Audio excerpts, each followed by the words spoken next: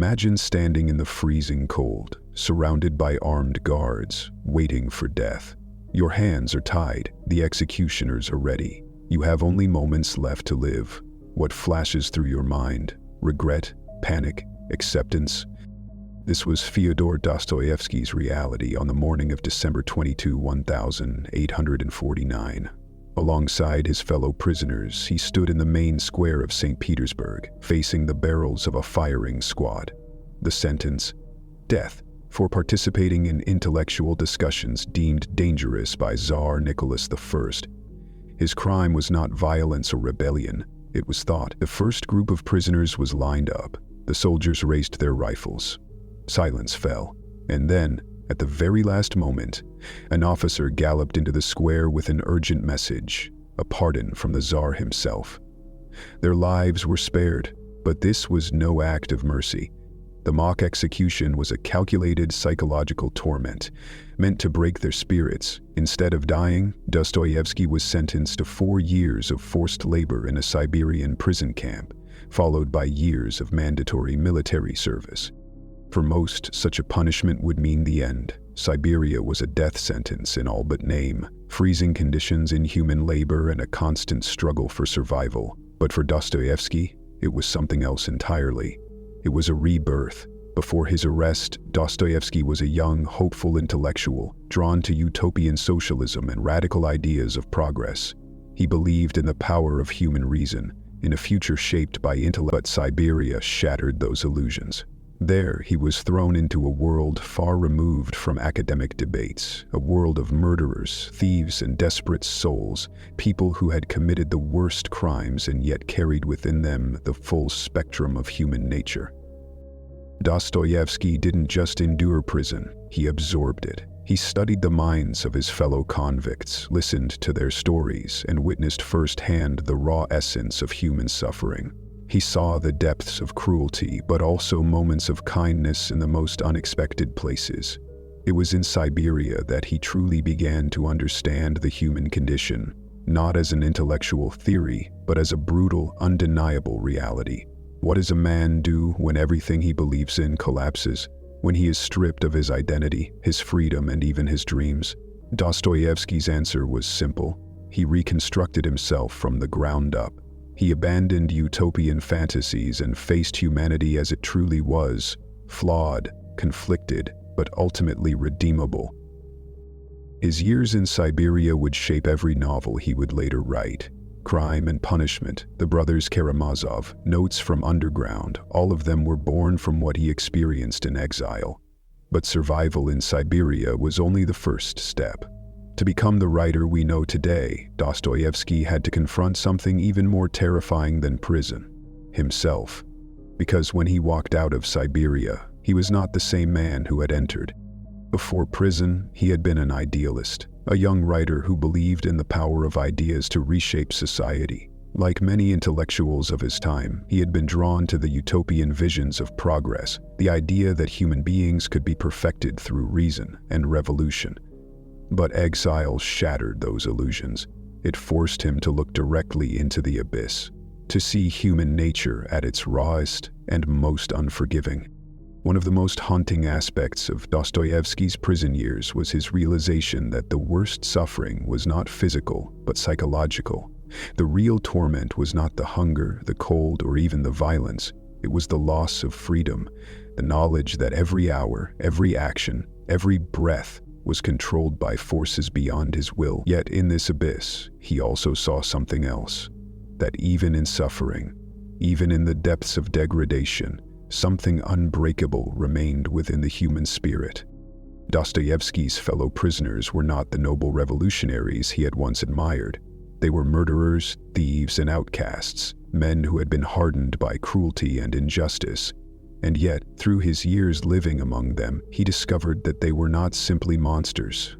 They were human, capable of unspeakable brutality, but also of kindness, humor, and unexpected acts of grace. He realized that human beings are not rational creatures who always seek their own best interests, nor are they inherently good or evil. They are a battlefield, constantly torn between light and darkness.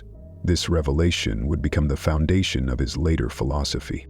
Unlike the rationalists of his time, Dostoyevsky began to suspect that human beings are not motivated purely by logic or progress. In fact, he began to see that people often act against their own happiness, that they make choices that lead to suffering, not because they want to suffer, but because suffering itself is a way of proving that they are free. The idea that human beings could be perfected through social reform, that they could be neatly categorized as good or evil was, he now saw, a dangerous illusion.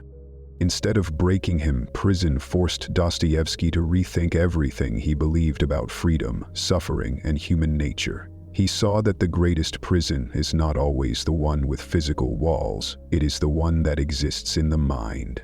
Many of the men around him had already surrendered to their fate, had accepted their chains not just physically but mentally, losing the will to think, to hope, to fight for something more. It was not suffering itself that destroyed people. It was the absence of meaning within that suffering.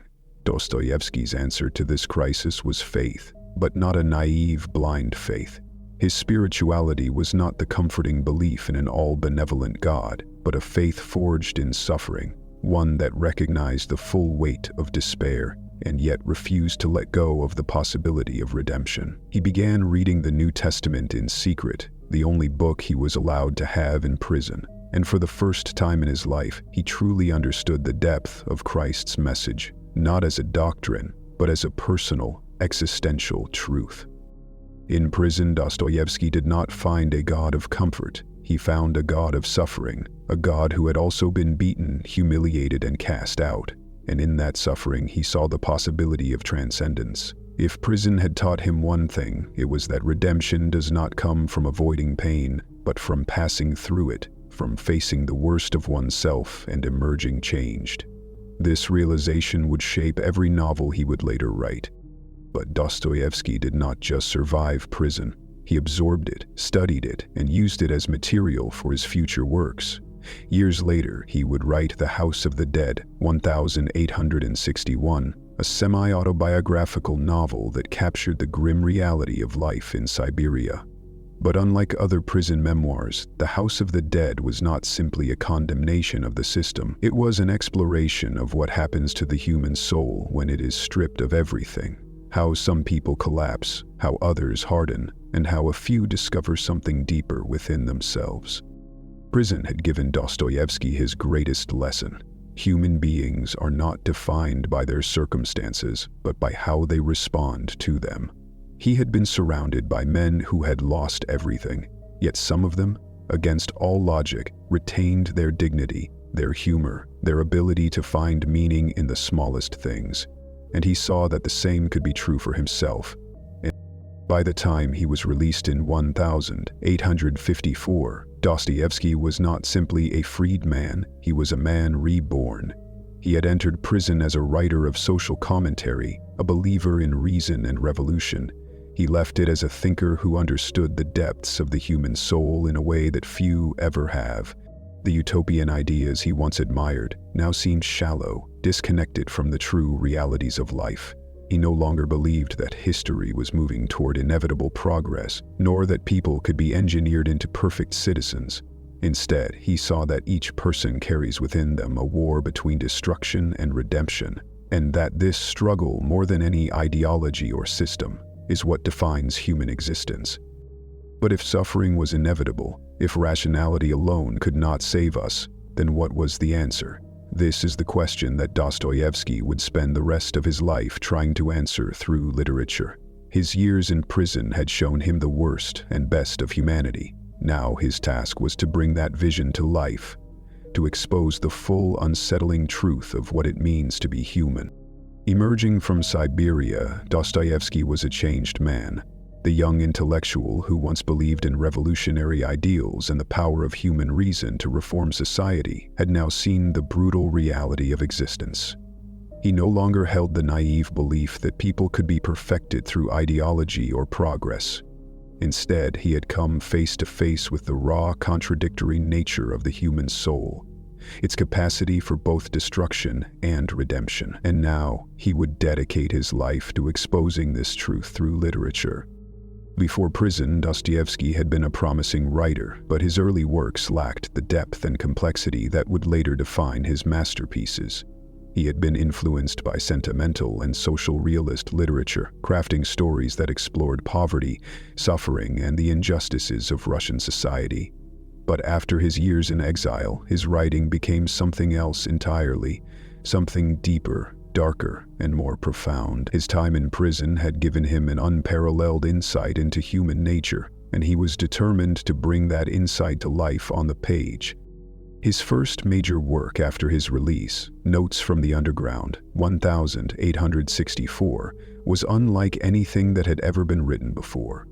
It was not just a novel. It was a direct confrontation with the illusions of modern thought, a declaration of war against the belief that human beings are purely rational creatures. The book's narrator, an unnamed man living in self-imposed isolation, is bitter, self-destructive, and obsessed with proving his own freedom, even when it means acting against his own best interests. He is not a hero, nor is he a villain. He is simply human, torn between his desires, his fears, and his relentless need to assert himself.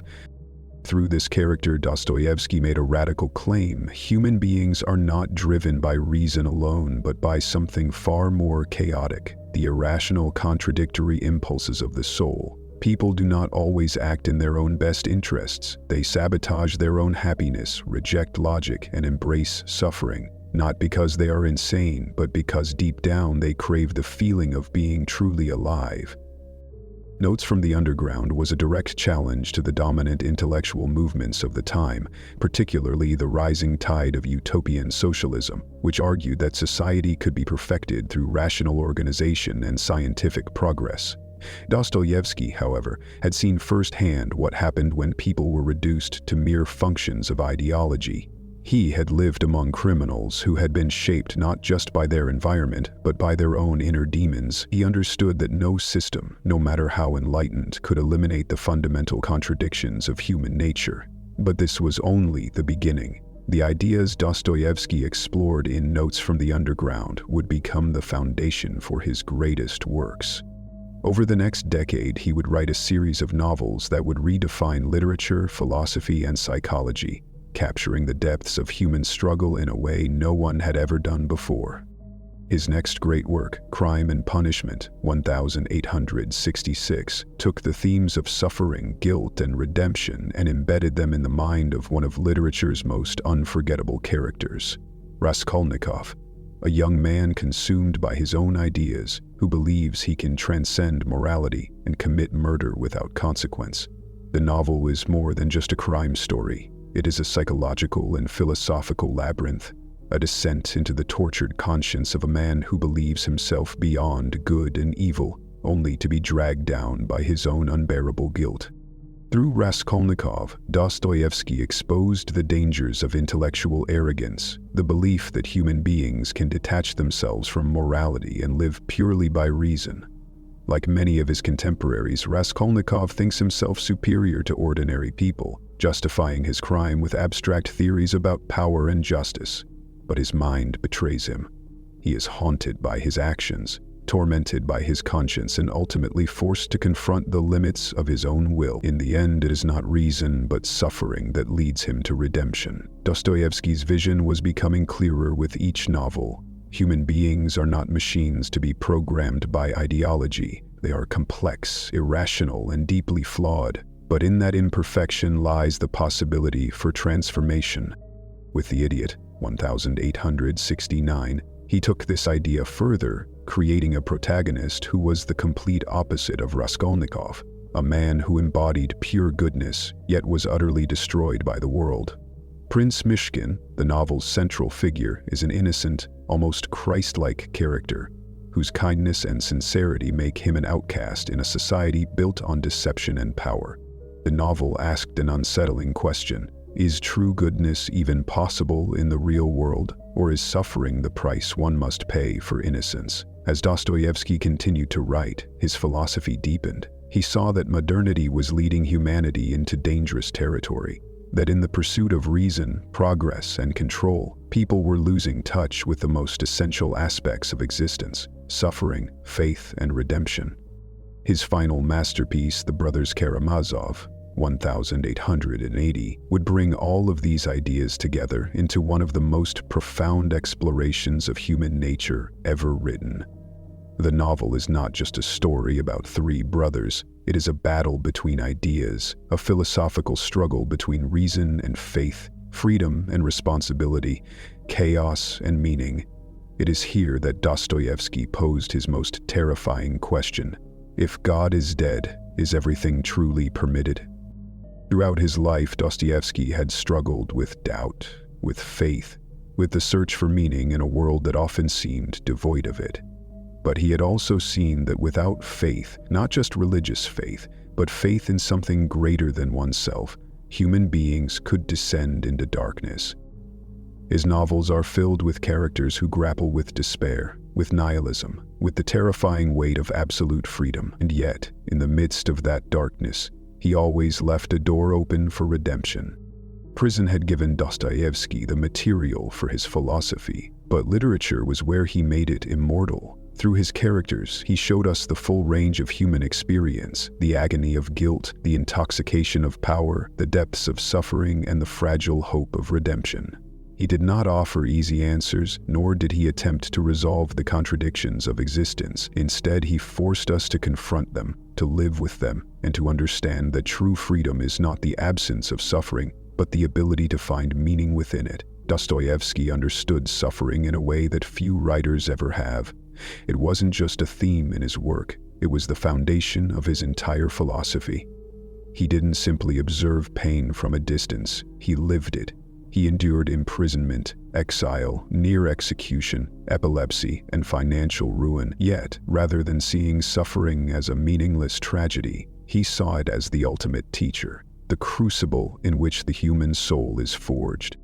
His characters do not merely experience hardship, they are shaped by it. Their suffering is not an obstacle to be avoided, but a necessary trial, one that forces them to confront the deepest truths about themselves. To Dostoyevsky, suffering was a kind of purification, a brutal but essential confrontation with reality that could either destroy a person or lead them to a higher state of existence. This idea is at the heart of his most famous works. In Crime and Punishment, Raskolnikov's torment does not come from the law nor from society. It comes from within. He commits murder believing he can justify it intellectually, but his own mind betrays him. He is unable to escape the weight of his guilt, and that suffering becomes his only path to redemption. Dostoyevsky's philosophy of suffering is not merely psychological, it is existential. He saw in pain something that went beyond personal experience, something universal. Every great transformation, every moment of true self-awareness comes only through hardship. This is why he rejected utopian ideals, the belief that suffering could be eliminated through progress or social reform. He understood that without struggle, without the inner battle between good and evil, people would stagnate, they would become empty. This view stands in stark contrast to modern perspectives on suffering. Today, we are conditioned to avoid discomfort at all costs. We treat suffering as something to be numbed, eliminated, or explained away. But Dostoyevsky warns us that in doing so, we risk losing the very thing that makes us human. To suffer is to be alive, to be fully present in one's own existence. In The Brothers Karamazov, this idea is taken to its extreme. The novel presents an argument between two brothers, Ivan and Alyosha. Ivan represents the modern rationalist, the man who believes suffering is an absurd injustice, proof that the world is cruel and meaningless. Alyosha, on the other hand, represents faith, not blind religious belief, but the deep understanding that even suffering has meaning, even despair contains the seeds of redemption. Through these characters, Dostoyevsky explores one of the greatest existential questions. If suffering is unavoidable, what should our response to it be? Do we curse existence, like Ivan, and reject the very idea of meaning? Or do we, like Alyosha, seek something deeper? A reason to endure, a purpose hidden within the pain. Dostoyevsky was not a moralist, nor was he an optimist. He did not suggest that suffering would always lead to enlightenment. Many of his characters are broken by their pain, consumed by it. Some never find redemption, but But what makes his vision so powerful is that he allows us to see suffering not as an abstract concept, but as something intensely personal, something we must each confront in our own way. Take, for example, the character of Prince Mishkin in The Idiot. Mishkin is Dostoyevsky's attempt to create a truly good man, a Christ-like figure, uncorrupted by the world. Yet, rather than being celebrated, he is mocked, rejected, and ultimately destroyed by the very society that claims to value virtue. His suffering is not the result of his own sins, but of the cruelty of others, the indifference of the world. Dostoyevsky forces us to ask, is suffering truly transformative, or is it merely an endless cycle of pain? The answer, as always in Dostoyevsky's work, is ambiguous. There is no universal redemption, no simple moral lesson, but there is a choice. Suffering can harden the soul, making it bitter, cynical, closed off to life. Or it can open a person, break them in a way that allows something new, something more profound to emerge. Dostoyevsky's own life mirrored this struggle. He did not emerge from prison a man filled with hate, nor did he retreat into despair. Instead, he used his suffering as fuel, as the raw material from which he built something extraordinary.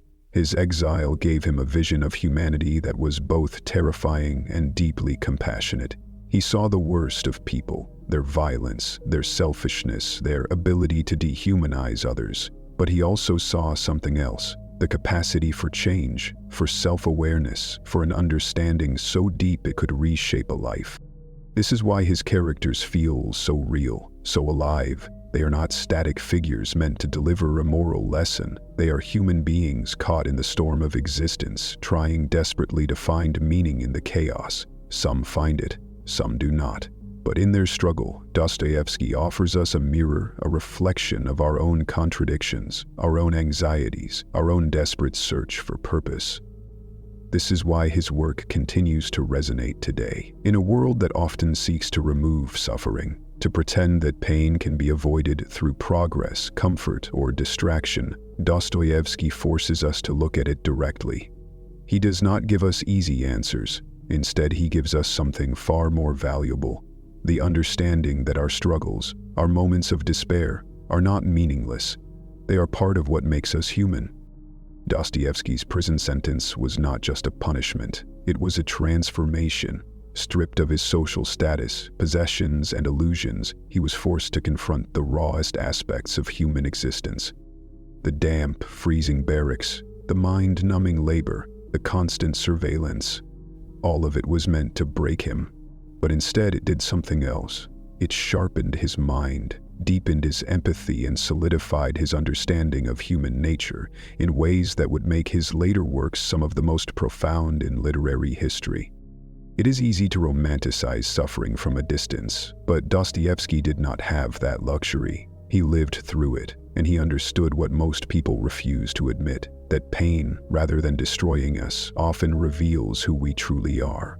While others might have emerged from such an ordeal bitter, resentful, or broken, Dostoyevsky emerged with something far more valuable, an unshakable clarity about life, about suffering, about redemption. He had seen men at their worst, selfish, violent, indifferent, but he had also seen flashes of kindness, small acts of humanity in the most dehumanizing conditions. This paradox, the capacity for both cruelty and compassion, became central to his work. After his release from Siberia, he was required to serve in the Russian military for years before he was fully free to write again. But even in exile, even in silence, the ideas that would later shape Crime and Punishment, The Idiot, and The Brothers Karamazov were already forming. He had been a writer before his arrest, but his early works, while promising, lacked the depth and existential urgency that his later masterpieces would contain. Prison forced him to strip away unnecessary illusions, to stare directly into the abyss, and to come back with something profound. He did not just see human nature, he felt it in his bones. He knew what it was like to be humiliated, to be powerless, to be at the mercy of forces beyond one's control.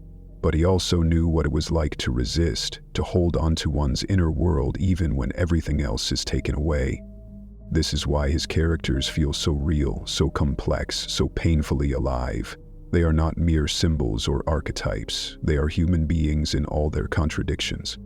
Dostoyevsky's insights did not remain confined to the 19th century. His understanding of suffering, freedom, and the contradictions of human nature continues to shape modern thought, reverberating through psychology, philosophy, literature, and even our daily struggles with meaning. His work was not just a reflection of his time, but a mirror for all of humanity. He had mapped the unconscious mind before Freud, explored existential dread before Sartre, and grappled with morality before Nietzsche. His work forces us to confront the biggest questions that many today try to avoid. Is suffering necessary for growth? Is free will a burden or a privilege? Can we ever truly understand ourselves? Dostoyevsky does not provide easy answers. Instead, he gives us something more valuable, a confrontation with reality itself. His novels do not comfort us, they challenge us. They demand that we examine our own contradictions, our own capacity for self-deception, our own hidden depths. This is why he remains essential, because in reading Dostoyevsky, we do not just see his world, we see ourselves.